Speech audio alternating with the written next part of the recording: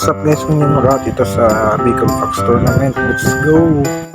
So yun na kita tamang asikaso ng gamit, bandawan na kita sa kakawatan ta sa binyuta. Tapos yan ako dito sa may arko ta, naghalatalan sa mga kaibanan. Tataratagiti kay ikang oras na niyo, karoon mo lang pagpadangan sa imong pawara-wara. Sheesh! Kaya kung ako sa imo, di ka na magpadangat kung araw mo nung kaiyan. Bandang huli makulog yan.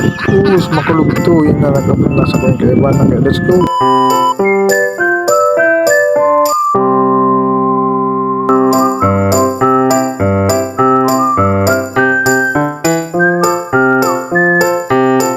Taso yun na po, no? Yung nagkagawing lubot na magatol. Parang ngirit-ngirit na may camera. Taso yun na po na ang first game kang kawat ang Bicol Fox Tournament between Bicol Fox Pili and Bicol Fox Libman ng Team B. Taso yun na, ma-jump ball na kita, mapuna ang kawat. O yun na si Rep. Bit na ang bola, ma-jump na si Dawan, nag-fist bump. O ito na, inapun niya sa kalaban.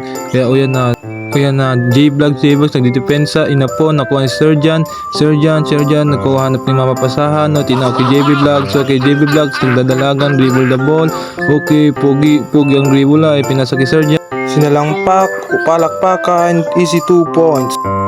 Pili, dribble the ball, pinasa sa ilalim, kinuha, sinalampak, easy 2 points.